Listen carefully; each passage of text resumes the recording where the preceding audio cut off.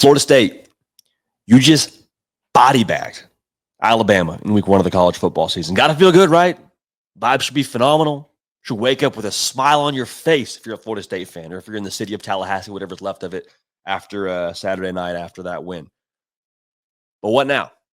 Week 1 was awesome. We were all talking about Florida State potentially being a team flirting with their 7.5 win total. I told you I think they go 7-5. Seeing them beat Alabama makes you second guess that a little bit if you're someone in my position. But I do think it's a question that's worthwhile when it comes to how we assess Florida State and how you assess Florida State if you're a fan in general of the team. Now what for Florida State after that win? We'll unpack it right now. If you're a Florida State fan, want to be dialed in to all things going on this show, The Hard Count, on the On3 YouTube channel, we are really about this life. Okay, we're doing this early morning on a Sunday morning after a college football slate. Want you dialed into this all year round. Typically in the studio right now, shooting this from a hotel in Miami, Florida. Neither here nor there. Bottom line, if you love college football, if you're a sicko for this thing, or if you love your Noles, make sure you are subscribed. Appreciate you for that. So we'll start with that win because it was awesome. I know you've probably watched the highlights a time or two already, and you deserve to do that. This is what you brought Tommy Castellanos to Tallahassee to do. Because you get him via the portal, and I think some of us, myself included, kind of raising the eyebrow a little bit at this. It's like, okay, well, didn't really finish all that awesome at Boston College. Had some good moments, but it wasn't necessarily the perfect year when it comes to a quarterback you could have picked out of the portal. But you brought him in to double down on your identity, to run Gus Malzahn's offense, and to be a freaking shot of caffeine to your culture. And that's what he has been. With a 1-game sample size and with an offseason under our belt, that has been the Tommy C experience. So far, through 1 week in an offseason, checks all the boxes. And I want to make sure we say this out loud too.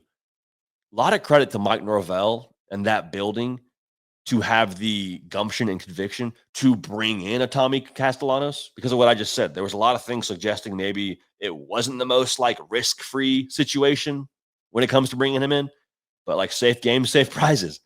You brought in Tommy Castellanos, and he's clearly injected a different attitude, a different vibe, a different feel, a different energy, kind of similar to what Diego Pavia was at Vanderbilt a year ago. You saw him take over, and there was just a very different attitude from that football team because of who you had touching the football every single play at quarterback in Diego Pavia. That was Tommy C in this game. And it's going to be Tommy C, I think, the rest of the way forward. So a win like that for Florida State and for that quarterback and that personality is really dangerous, I think, for the rest of the ACC in the sense that it gives them some reason to believe. Because before, you're kind of projecting this idea. And Thomas Castellanos also said when he was asked about the quote saying, Saban can't save Bama and I tore up the ACC by myself a year ago and all those things, he admitted, I wanted to rally my guys. I wanted to create some energy, some belief, all those things. And if they don't play Alabama tough, that has probably no legs to stand on, but they beat Alabama and just play them tough. They beat Alabama. So now not only do you have this momentum from how Tommy C carries himself and talks about himself, you have real proof to go with it. Okay, so you look down the rest of Florida State's schedule, who on the roster should feel intimidated with what they have left on the schedule? I'm not saying they're going to be favored. I'm not saying that they're going to get picked to beat all these teams, but I'm just saying after beating Bama in the fashion in which they beat them, not walk-off field goal, legitimately took them out back and put belt to behind, at Clemson. Really good football team. Really good defense. I don't think Tommy C is going to be stepping too cautiously into that spot. At Florida, rivalry game, a good football team as well. I think, honestly, after what I saw from Bama today, I think Clemson will have a better defense. I think at Florida will be a more difficult environment, obviously, with it not being at home. Miami, I don't think Miami's defense makes you even a fraction as concerned as you would have been going into that game if you're a Florida State fan about that Alabama defense. So all that's to say, the belief paired with the idea now that I think not just Tommy C is walking with the chest out, I think the entire roster is walking with the chest out. And sometimes that's all it takes. Sometimes as long as you see yourself a certain way, it doesn't matter the outside narrative. It doesn't even actually matter what the maybe quiet reality even is. If I think we're that team, then if the guy next to me thinks we're that team, at a certain point in time, we carry ourselves like we're that team. Eventually, you kind of become that team, or at least a closer version of what you would be if you didn't believe that. if that makes sense. So the way that Florida State got some momentum upstairs, I think that's huge. I think it's absolutely massive. So the other part of that, though, Florida State rolling into Bama was running very emotionally hot, and that was what they needed. I think it's going to be a strength for them going forward. But there's two sides of that coin. If you want to live the emotional leadership roller coaster, if you will, if you want to lead with emotion, that's great. But you better be able to handle the emotion when things go poorly. Because outside of that first drive for Bama, where they marched down the field and scored, there really was no emotional lows to handle for Florida State. Not to say there weren't still spots in that game that were a little bit touch and go. That's football. But there was no spot where Florida State really had to get up off the ropes and throw haymakers after having one landed on the jaw. Like, there wasn't that moment. And so I want to make sure I say this. Florida State, to get to where they want to go, to achieve this kind of result semi-consistently, got to find their woo-saw a little bit. You know what I'm saying? Got to find that level of, okay, if things don't go great, we don't go on the other emotional side of this where we start, feeling bad about ourselves and we question like, we got to have an emotional backstop, if you will, to how we operate and how we see ourselves.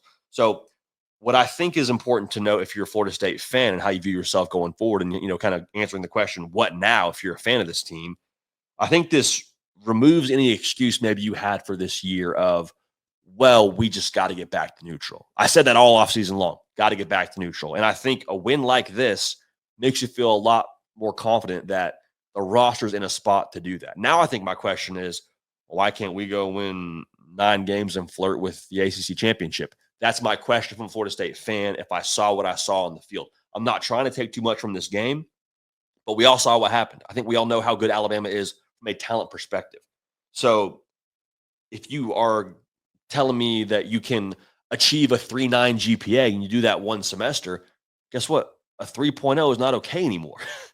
It would have been if you're like a 2.5 student, which is what, last year Florida State was a 2-10 student. Would have been great with 7 wins.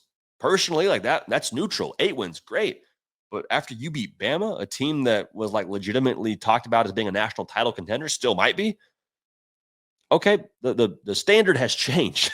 Yesterday's price was not today's price. So with that being said, I will be upset personally. If I'm a Florida State fan, I'd be upset personally if we go out there against a Virginia and look whack. Or we go out there against a Clemson and look like we don't know what we're doing. You know what I'm saying? Not to say that Florida State has to win every game going forward, but I think this shows you Florida State this year is capable of what I personally thought they were capable of, and probably a lot of other people too across the college football world, based on what happened a year ago and based on the question marks around just the way this whole thing was going to work with some new pieces, new coaches, and all that in a bag of chips. So Florida State resetting expectations can and should shift with it, but man, I'm excited to see how this whole thing goes. At the very least, Florida State looks to have their swagger back, and I'm all the way here for that. So for Kane Smith, the 1s and 2s, myself, JD PicKell, Noel fans, follow me on the socials, Instagram, Twitter. Let me know how you're feeling after that week 1 win, relative now to expectations the rest of the way. Appreciate y'all. Love y'all. We'll keep this party rolling, and we will see y'all next time.